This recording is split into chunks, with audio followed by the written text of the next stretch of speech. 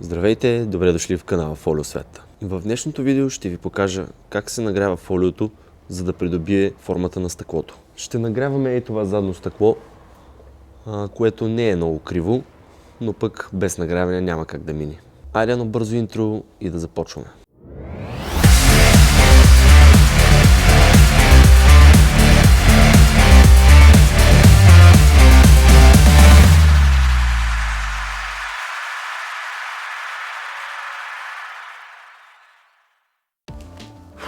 Така, в принцип казвам на клиентите преди да дойдат в гаража да си мият колите, обаче не всички слушат. Затова преди да почнем да правим каквото и да било, трябва първо да изчистим стъклото. Идеално чисто трябва да е. Така.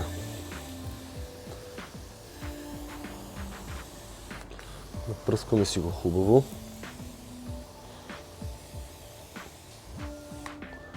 И с една шпатулка махаме мръсотията. Защото най-малкото камъче или песечинка може да нарани фолиото.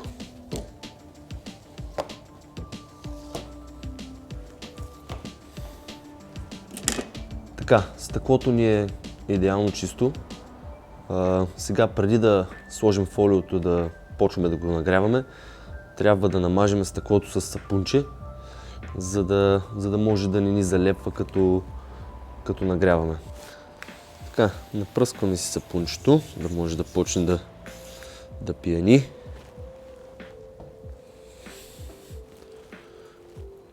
И почваме да мажем. Вземем си го хубаво. От край до край. Там къде имаме нужда, де.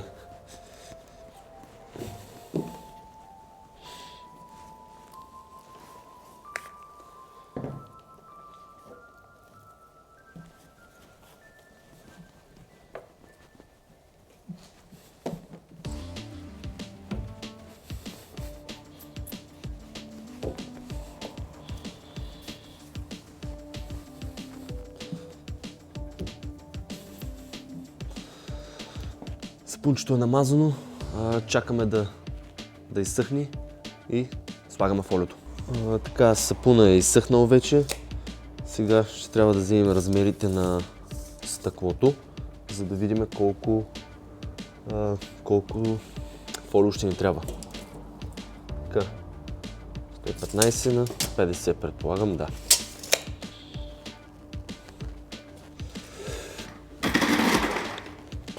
Така, 115 на 50.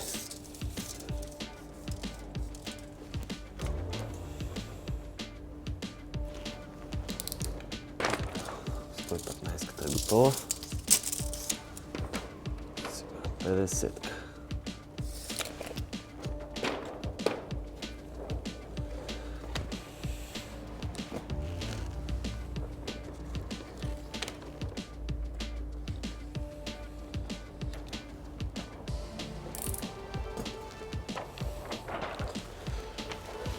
Виждаме от коя страна е целофанчето, винаги проверяваме.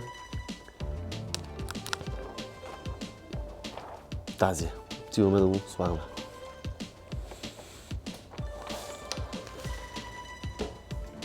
Така, сега правим си едно Н с лека водичка. Така. За да може самото фолио да се свие там, където е нужно. Направихме си Н-то и слагаме фолиото. Естествено, целофанчето винаги искам вас, искам тебе. Все едно.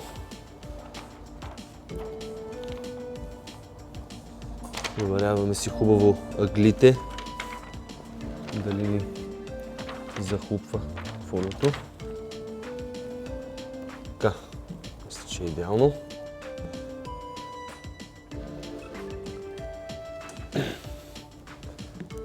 Фиксираме си го да се залепни пълнато.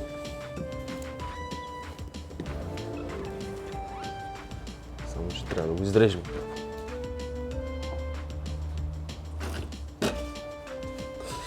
Къде ми е ножчето? Яго е.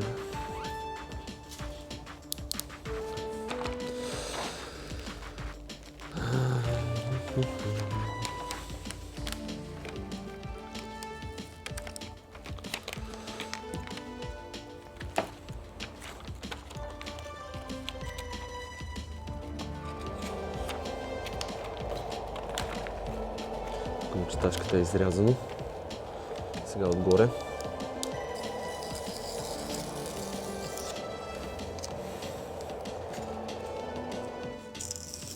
Не е нужно плътно да се изрязва, нека да има малко място. Плътно се изрязва вече след като се нагрее.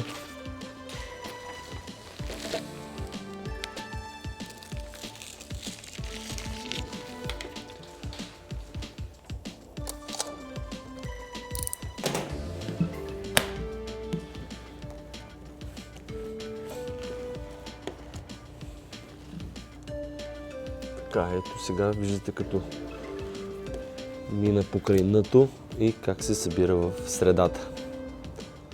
Тук трябва да нагряваме, за да може да придобие формата на стъклото, самото фолио.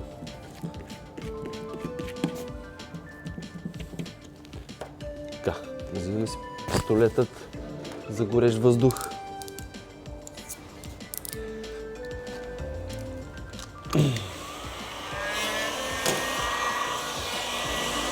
И започваме да нагряваме.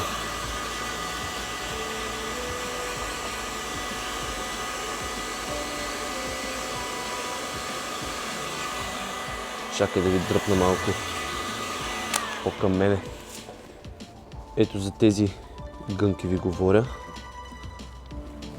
Значи не ги ли нагрееме, няма как да стане инсталацията. Просто е невъзможно. Така. Нагряваме си и като започне да придобива формата на змийка, спираме да нагряваме там, защото може да го стопиме.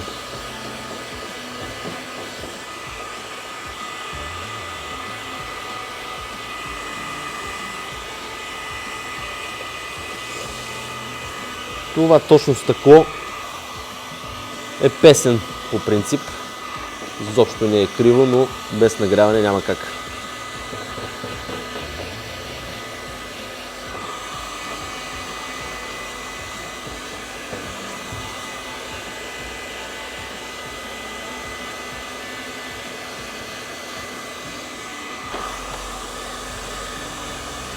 Ето, прави се и спираме.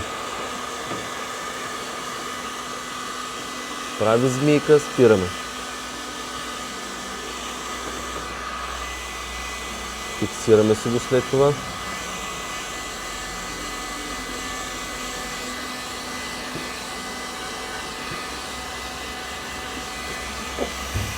Така, единствено може да нагряваме в тази част на фолиото. Тук, ако се появи примерно така гънка, няма как да се нагрее, в смисъл много трудно става. Или поне някои фолия не могат да извършват тази функция. Но ето, вижте, надолу е пръстчето, нагряваме си го и става. Ако има пръсно тук, просто няма как да се свие фолиото.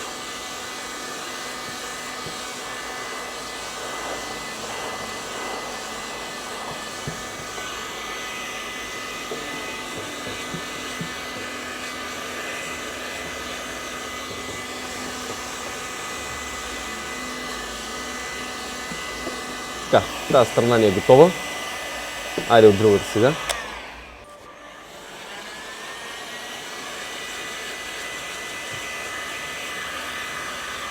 Ето така ще ви покажа по-нагледно. Прави се, спираме. Буквичката С или змийка, кой както иска да разбира. Змийка, спираме.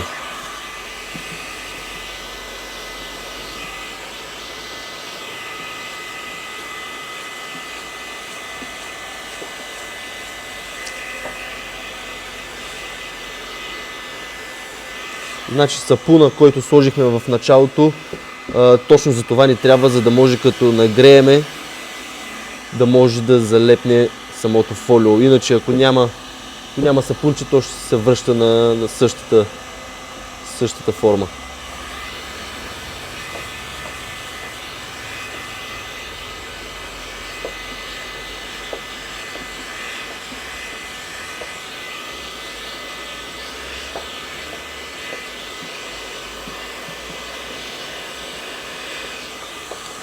Айде отгоре.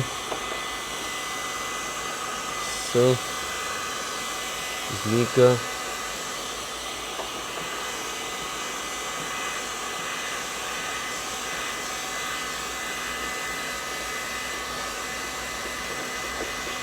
Змийка.